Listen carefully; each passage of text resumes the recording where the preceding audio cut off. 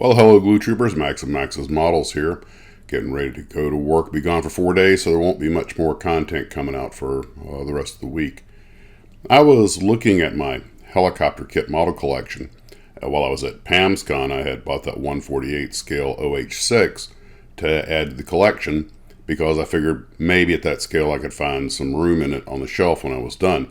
Already had to hang my Sikorsky Sky Crane up in the Tarbis because I had no room for it anywhere in the house.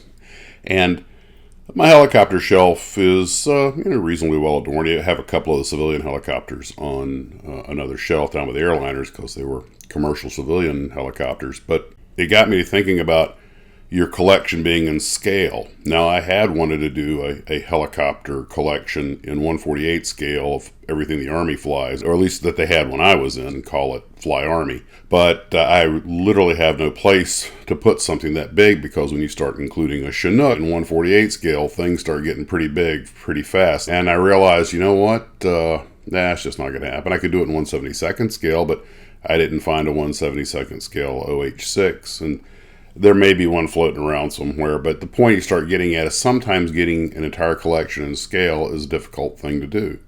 Now, some scales in aircraft, like 148 scale Century Series aircraft, yeah, easy. There's plenty of them around. The problem is even at 148 scale, the Century Series aircraft are so bloody big that you wind up needing to dedicate a lot of footprint area in your display for it.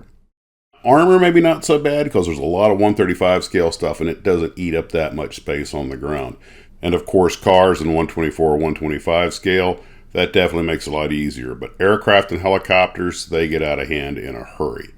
Now if you want to fold the rotor blades on the helicopter, you can save a lot of space, but my personal opinion is they just don't look as cool with the rotor blades folded as they do with everything stretching out. But that just winds up eating up a ridiculous amount of space because of the rotor arcs.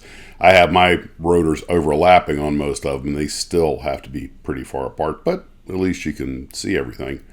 So what I'm driving at is that trying to do a series all in the same scale and have a complete collection, depending on what it is, can provide quite the little challenge. Like I say, 148 scale World War II fighter planes, not a problem. 148 scale helicopters, a lot trickier. Of course, if you want to do land vehicles on 132nd scale, there are a lot of them out there, but not as many as there are on 135. And generally speaking, most folks won't pick up on the difference as long as you don't put a 135 and 132nd scale Sherman next to each other. They probably won't notice. Sometimes I think dealing 1 to 72nd scale is the easiest of the lot. They're the trickiest to build, but obviously because they don't eat up as much space on the ground, you can put a collection together on one shelf a lot more easily. I would say overall 148 is probably my favorite general scale. It's big enough that you can see everything, whether it be armor, cars, or aircraft, and small enough that you can usually find room on the shelf, provided it's a single engine airplane or smaller. Maybe a twin like the P-38.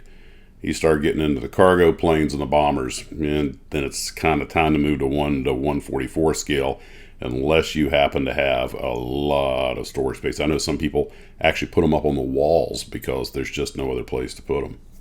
That's one of the problems with big models, especially if you're trying to do a series of aircraft. I have no idea where I'm going to put the 3 B-17s I want to get started on. But, as we used to say in the Army, we'll blow that bridge when we get to it.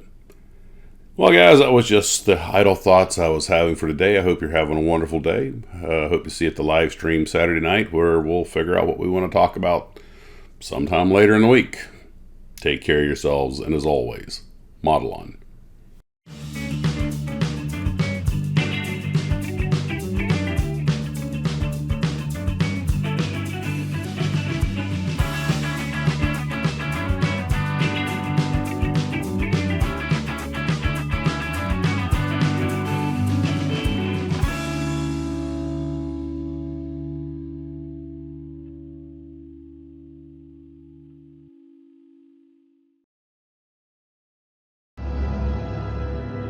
No one would have believed in the middle of the 20th century that human affairs were being watched keenly and closely by intelligences greater than man's. Yet, across the gulf of space on the planet Mars, intellects vast and cool and unsympathetic, regarded our Earth with envious eyes, slowly and surely drawing their plans against us.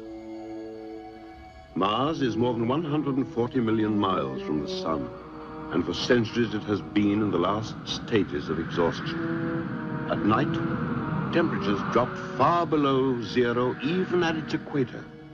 The inhabitants of this dying planet looked across space with instruments and intelligences of which we have scarcely dreamed, searching for another world to which they could migrate. They could not go to Pluto, outermost of all planets, and so cold that its atmosphere lies frozen on its surface. They couldn't go to Neptune or Uranus, twin worlds in eternal night and perpetual cold, both surrounded by an unbreathable atmosphere of methane gas and ammonia vapor. The Martians considered Saturn an attractive world with its many moons and beautiful rings of cosmic dust, but its temperature is close to 270 degrees below zero, and ice lies 15,000 miles deep on its surface.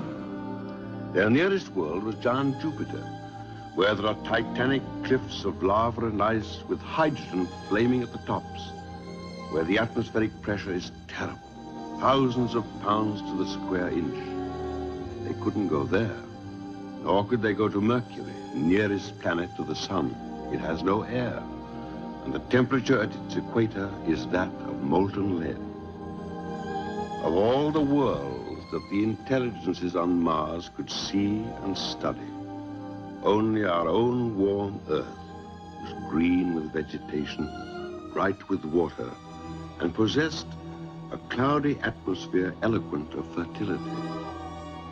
It did not occur to mankind that a swift fate might be hanging over us, or that from the blackness of outer space we were being scrutinized and studied, until the time of our nearest approach to the orbit of Mars during a pleasant summer season